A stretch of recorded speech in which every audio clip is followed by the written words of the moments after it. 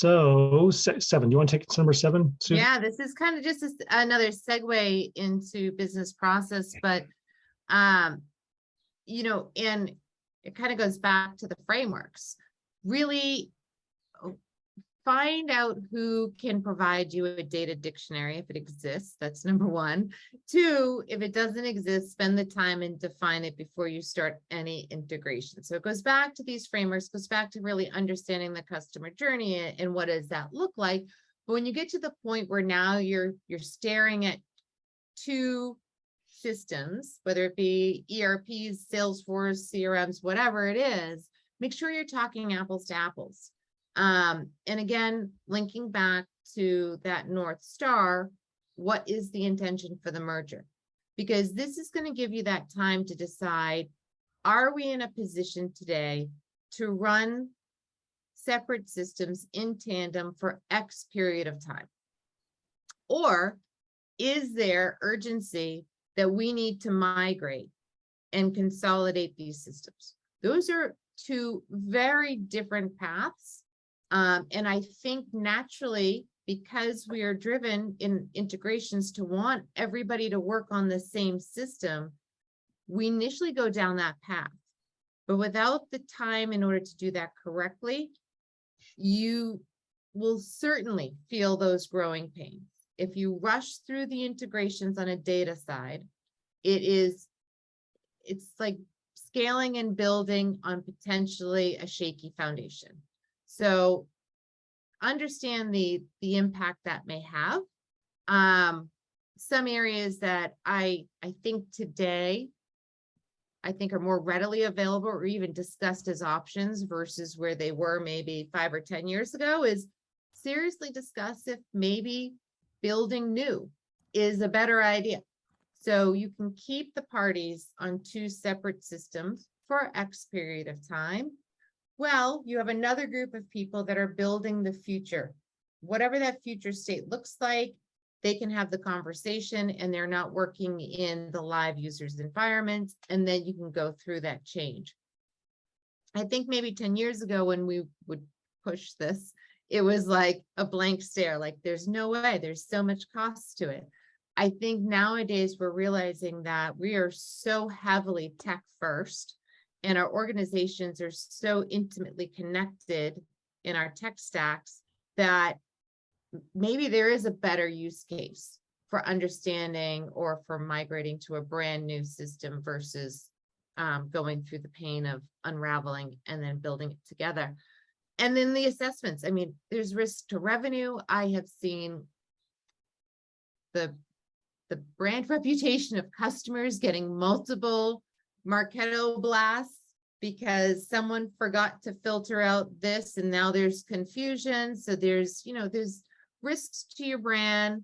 There's risks to creating noise in the community.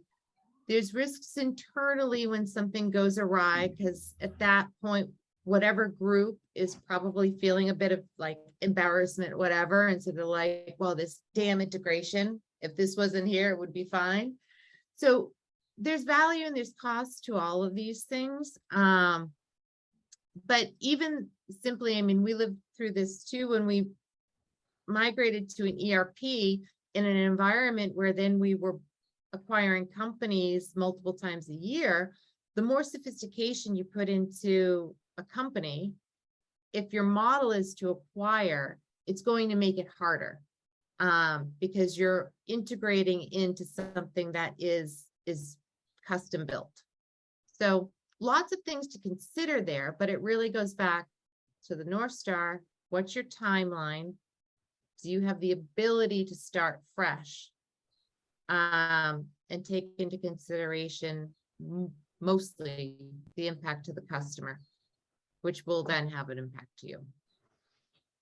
Yeah, it's. I mean, there are pros and cons to like allowing the businesses to run sort of independent, right? Versus bringing them together. But it's pretty rare, particularly in SaaS, that one of the purposes for the integration wasn't to sort of leverage some sort of synergy, right? And to get sort of 1 + 1 = 3. And I think what we see more often than not is like people get that, right? And to your point, like that is typically one of the objectives of the merger. But instead of taking the time to sort of thoughtfully bring business process and technology and people together and do so in sort of a rational way, we just like tack it on, right? We Yeah. just slam the two, business processes or systems together, and now we've got confused customers because, like you said, maybe they're getting an email from Marketo and they're getting something else from HubSpot, or we have two different processes for giving support to our customers, or we've got sort of swivel chair integration going on. Manual processes suddenly start to creep in. We have a bloated tech stack, right? We're paying for redundant tools. The integration between tools is not good. So I think the point with this pitfall is just like take the time to thoughtfully bring the two business processes and technologies together. And if that means bringing a partner on board who's done this lots of times to help you through that, then do that. But avoid the temptation to just move so fast that you're just creating basically rework in the future and a lot of confusion, in the meantime. Yeah, and all of these points are correlated. Like I remember I was at a private company and we were acquired by private equity. And their renewals for their organization were very transactional. The private company I was with, very much not. It was literally building business cases for every renewal. And there was a lack of empathy there. They were like, nope, we're going to move it to here. And you can't help but try to tell them what you've learned over the years, but when someone's kind of locked on we're shifting, they're not going to listen. And at some point the acquired party is like, hey, I tried to tell you. So there are some lessons learned there. Everything there's a driver to business in any which way, but if a process that you want to run is going to ultimately impact the customer service and the customer success and all of your projections, like in my opinion, it's worth pausing and going, okay, we've got to look at this a little bit further. Yeah, amen.